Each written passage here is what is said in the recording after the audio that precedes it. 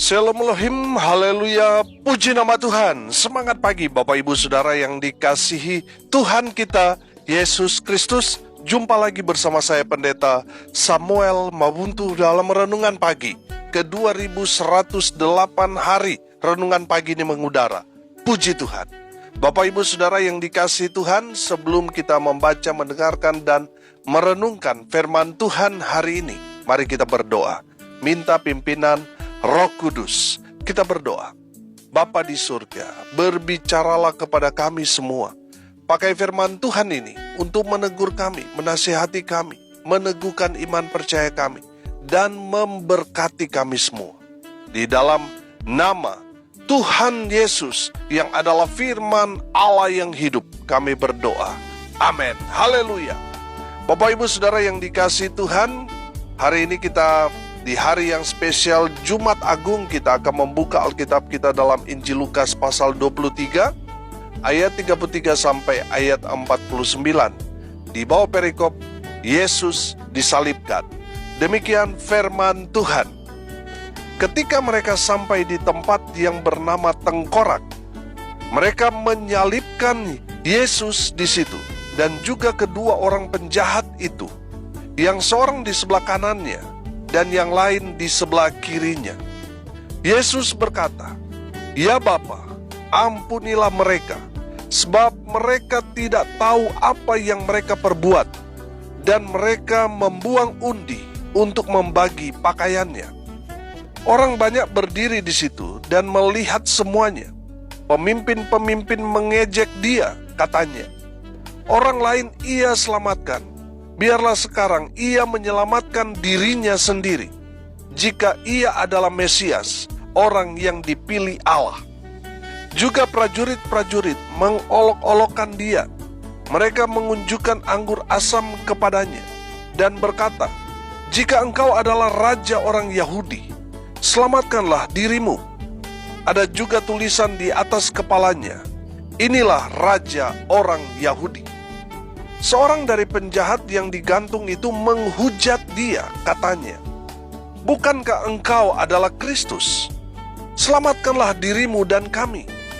Tetapi yang seorang menegur dia, katanya, "Tidakkah engkau takut juga tidak kepada Allah, sedang engkau menerima hukuman yang sama? Kita memang selayaknya dihukum, sebab kita menerima balasan yang setimpal dengan perbuatan kita. Tetapi orang ini tidak berbuat sesuatu yang salah." Lalu ia berkata, "Yesus, ingatlah akan aku apabila engkau datang sebagai raja." Kata Yesus kepadanya, "Aku berkata kepadamu, sesungguhnya hari ini juga engkau akan ada bersama-sama dengan aku di dalam Firdaus." Amin. Haleluya. Bapak Ibu Saudara yang dikasihi Tuhan, di hari yang spesial Jumat Agung ini kita akan membahas tentang Yesus disalib. Saudara yang dikasihi Tuhan, di atas kayu salib itu saya menangkap ada 3 pesan firman Tuhan mau sampaikan kepada kita.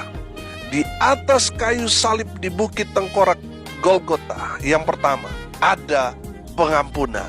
Amin. Sudah perhatikan ayat 34.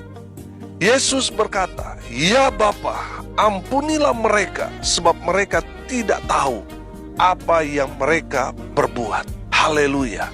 Bapak Ibu Saudara yang dikasihi Tuhan, Tuhan Yesus di atas kayu salib itu melepas pengampunan untuk semua orang yang telah menyalibkan dia.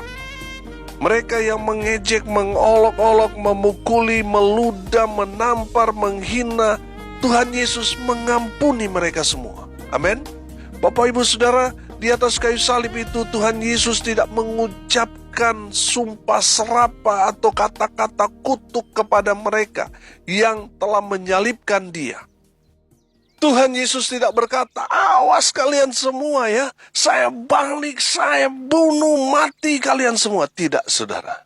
Di atas kayu salib itu Tuhan Yesus berkata, "Ya Bapa, ampunilah mereka, sebab mereka tidak tahu apa yang mereka perbuat." Haleluya.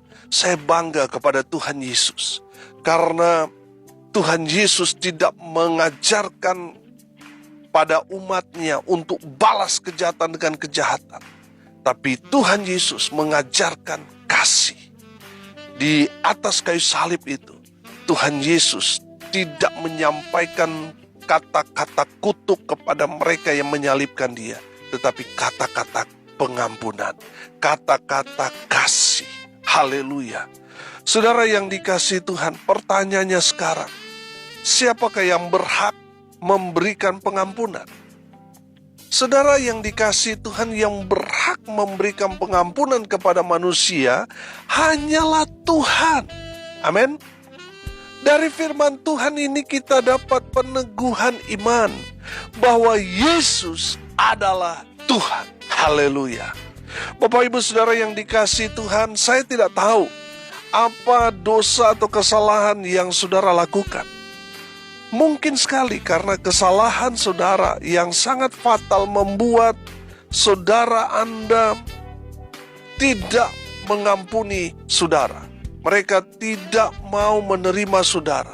Mereka tidak mau berjumpa dengan saudara karena kesalahan fatal yang saudara lakukan. Mereka tidak mau mengampuni saudara.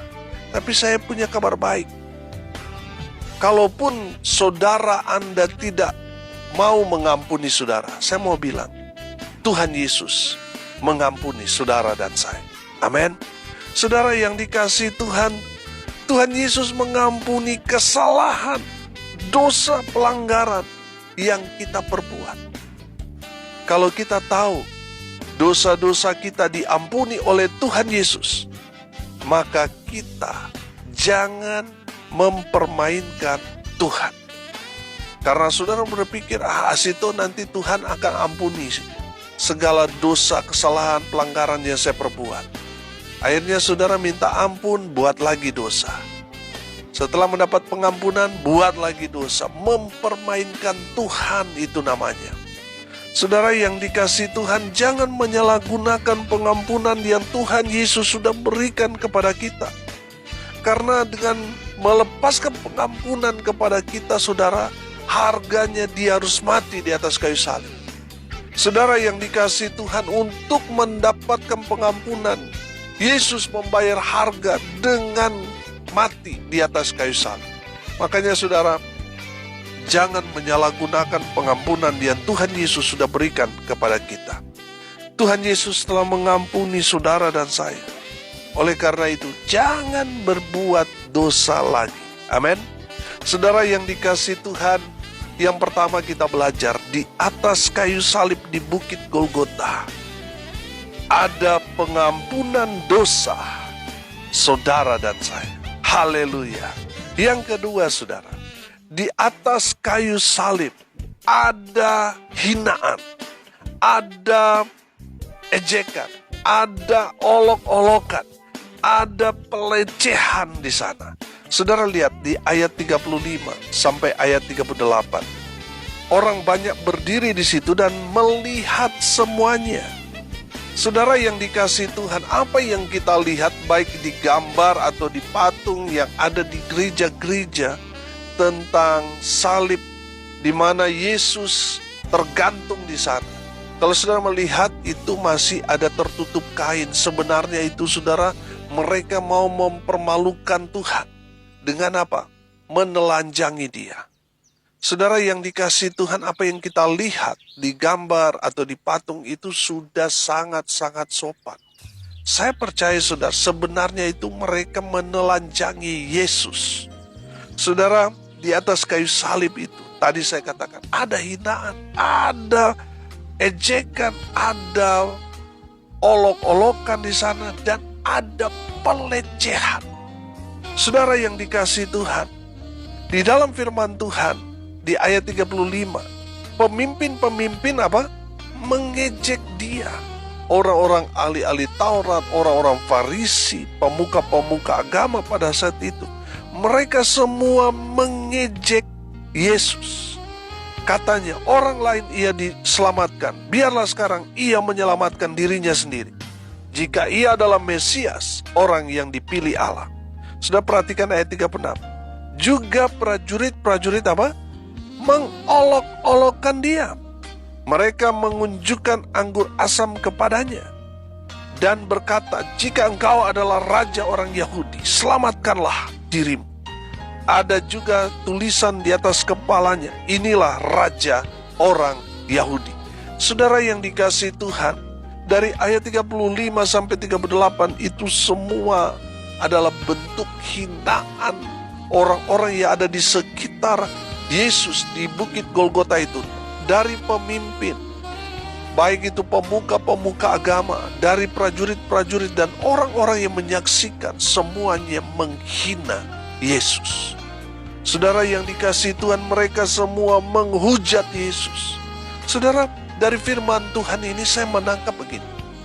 Kalau kita mengikut Yesus, inilah yang harus kita jalani, yaitu pikul salib.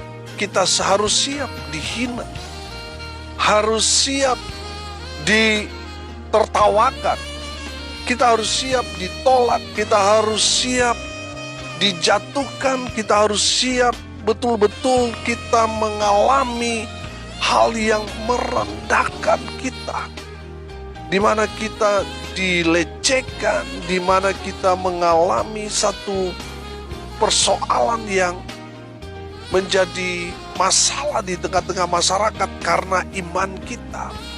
Saudara yang dikasihi Tuhan, itulah harga yang harus kita bayar ketika kita mengambil keputusan untuk mengikut Yesus. Kita harus memberi diri, menderita. Saudara, Matius 10 ayat 38 berkata begini, barang siapa tidak memikul salibnya dan mengikut aku, ia tidak layak bagiku. Saudara yang dikasihi Tuhan, kalau saudara mengikut Tuhan Yesus, tetapi saudara emosi karena saudara diejek, lalu saudara memukul orang yang mengejek saudara, menghantam orang yang menertawakan saudara dan sebagainya. Saudara, kalau kita melakukan hal-hal seperti itu, kita tidak layak mengikut Yesus. Kita tidak layak disebut murid Yesus. Saudara lihat, Tuhan Yesus, dia tidak membalas hinaan orang. Dia tidak tersinggung ketika dia ditertawakan. Dia tidak membalas dengan memerintahkan malaikat untuk menghantam semua orang yang menyalibkan dia, yang menghina dia. Tidak, saudara. Saudara yang dikasihi Tuhan, Tuhan Yesus mau mengajarkan kepada kita, kalau kita mau mengikut Yesus, kita harus memikul salib. Kita harus siap dengan segala macam resiko, baik itu hinaan, olok-olokan. Saudara harus siap. Itulah harga yang harus kita bayar, mengikut Yesus. Haleluya. Bapak Ibu Saudara yang dikasihi Tuhan, yang ketiga kita belajar, di atas kayu salib di Bukit Golgota itu ada keselamatan. Amin. Saudara yang dikasihi Tuhan, perhatikan ayat 39 di sana sampai ayat 43. Seorang dari penjahat yang digantung itu menghujat dia, katanya, bukankah engkau adalah Kristus? Selamatkanlah dirimu dan kami. Tetapi yang seorang menegur dia, katanya, tidakkah engkau takut juga tidak kepada Allah, sedang engkau menerima hukuman yang sama? Kita memang selayaknya dihukum, sebab kita menerima balasan yang setimpal dengan perbuatan kita. Tetapi orang ini tidak berbuat sesuatu yang salah. Lalu ia berkata, Yesus, ingatlah akan aku apabila engkau datang sebagai Raja. Kata Yesus kepadanya, aku berkata kepadamu, sesungguhnya hari ini juga engkau akan ada bersama-sama dengan aku di dalam Firdaus. Haleluya. Bapak Ibu Saudara yang dikasihi Tuhan, ada bersama-sama dengan Tuhan Yesus ada dua orang penyamun, dua orang penjahat yang dihukum sama seperti Tuhan Yesus, dihukum mati di atas kayu salib. Tapi yang menariknya saudara, mereka ini penyamun. Mereka ini kedapatan berbuat satu kejahatan, lalu ditangkap dan dihukum mati di atas kayu salib. Saudara, berbeda dengan Yesus. Yesus tidak berbuat salah. Makanya kan dilempar sana sini oleh Pontius Pilatus. Karena mereka tidak mendapati satu kesalahan pun pada Yesus. Saudara yang dikasihi Tuhan, ini menarik. Kalau kita melihat ini bentuk pelecehan pada Yesus. Kenapa saya bilang seperti itu? Karena Yesus tidak berbuat satu kesalahan pun, tetapi dia disamakan kejahatannya, dosanya, disamakan dengan dua orang penyamun itu. Saudara yang dikasihi Tuhan, luar biasa. Kita bersyukur, kita boleh percaya kepada Tuhan Yesus. Kenapa? Karena di atas kayu salib itu justru ada keselamatan. Keselamatan buat kita semua. Keselamatan itu dialami oleh salah satu orang penyamun yang disalibkan bersama-sama dengan Yesus. Saudara yang dikasihi Tuhan, satu orang penyamun itu diselamatkan dan satu orang binasa. Saudara, kenapa satu orang penyamun itu diselamatkan? Karena apa? Dia sadar. Amin. Banyak orang, saudara, sudah berbuat dosa nggak sadar. Orang ini dia kemudian sadar. Kalau kita baca di dalam Injil Matius, dua-dua orang ini menghujat, menghina Yesus. Tapi di dalam Injil Lukas ini kita menemukan hal yang luar biasa. Bahwa satu orang penyamun itu diselamatkan Tuhan Yesus karena apa? Dia sadar, dia kemudian mengambil keputusan untuk bertobat, dan dia percaya pada Yesus. Perhatikan ayat 42. Lalu ia berkata, Yesus, ingatlah akan aku apabila engkau datang sebagai Raja. Haleluya. Saudara yang dikasihi Tuhan, saya melihat di detik-detik terakhir penyamun ini, dia menggunakannya semaksimal mungkin dalam hidupnya, sehingga dia diselamatkan oleh Tuhan Yesus. Saudara yang dikasihi Tuhan, mari belajar dari penyamun ini. Dia sadar, dia bertobat, lalu dia percaya pada Tuhan Yesus, dia percaya bahwa Tuhan Yesus akan datang kali kedua. Saudara yang dikasihi Tuhan, Tuhan Yesus menjawab ayat 43. Kata Yesus kepadanya, Aku berkata kepadamu, sesungguhnya hari ini juga engkau akan ada bersama-sama dengan aku di dalam Firdaus. Haleluya. Tuhan Yesus memberikan keselamatan kepada penyamun itu di detik-detik terakhir. Oh haleluya. Bapak ibu saudara yang dikasihi Tuhan, kita tidak tahu saudara, kita dipanggil Tuhan menghadap kapan. Tapi satu hal saya mau sampaikan kepada kita, bahwa hal yang paling dekat dengan kita adalah kematian. Jadi saudara yang dikasihi Tuhan, sebelum semuanya dikatakan terlambat, mari kita belajar untuk sadar dan bertobat serta percaya pada Tuhan Yesus. Ketika kita melakukan 3 hal itu, saya percaya saudara pasti selamat. Amin. Saudara yang dikasihi Tuhan, saya tidak tahu apa yang membuat saudara minder dengan kehidupan saudara. Mungkin saudara berkata, aduh Pak Pendeta, saya sudah melakukan dosa yang sangat fatal. Saudara-saudara saya sudah tidak dapat mengampuni saya. Dosa saya sudah tidak dapat diampuni oleh Tuhan. Saudara, dengar baik, Tuhan mengasihi saudara. Makanya dia mati untuk menebus dosa saudara dan saya. Saudara yang dikasihi Tuhan, yang harus kita lakukan supaya kita selamat, sadar, bertobat, dan percaya pada Yesus, Sang Juru Selamat. Saya percaya saudara, ketika kita sadar, bertobat, percaya pada Tuhan Yesus, kita pasti diselamatkan. Haleluya. Dan benar saudara, di atas kayu salib itu ada keselamatan. Haleluya. Hari ini kita belajar ada sesuatu yang luar biasa di atas kayu salib di Bukit Golgota. Yang pertama kita belajar, di atas kayu salib di Bukit Golgota 2000 tahun yang lalu, ada pengampunan dosa bagi kita semua. Haleluya. Yang kedua, saudara, di atas kayu salib itu ada hinaan. Kalau saudara dihina karena saudara mengikuti Yesus, karena saudara percaya kepada Tuhan Yesus, saudara, saya mau bilang saudara, itulah harga yang harus kita bayar. Kita harus siap menanggung semua hinaan, cercaan, olok-olokan, ejekan. Kita harus terima itu sebagai bentuk kita memikul salib. Dan yang ketiga, di atas kayu salib itu ada keselamatan. Amin. Mari kita berdoa. Terima kasih Bapa di surga atas kebenaran firman yang sangat memberkati kami. Berkati semua pendengar dimanapun mereka berada. Tuhan, hamba berdoa mereka yang sakit, Tuhan lawat mereka oleh bilur-bilur darah Yesus. Mereka yang sakit disembuhkan, mereka yang lemah dikuatkan, hibur mereka yang berduka cita.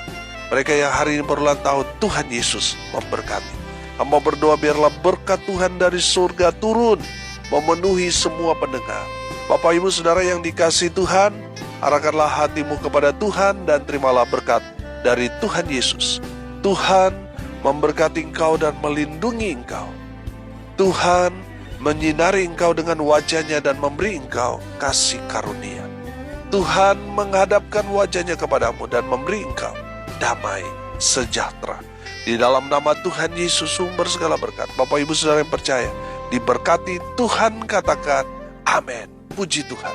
Bapak Ibu Saudara yang dikasihi Tuhan, kalau saudara merasa diberkati melalui renungan pagi ini, bagikan juga kepada saudara-saudara yang lain supaya mereka juga diberkati. Karena untuk itulah kita dipanggil untuk jadi berkat. Kalau saudara mau didoakan, saudara bisa hubungi tim doa di 0819130508 3 kali. Atau di nomor 081337491360. Ada hamba-hamba Tuhan yang siap melayani Bapak Ibu Saudara sekalian, mendoakan saudara. Saya percaya mujizat masih terjadi sampai sekarang ini. Salam kasih dari Bali. Saya Pendeta Samuel Mabuntu. Sampai jumpa besok pagi. Tuhan Yesus memberkati kita semua. Haleluya.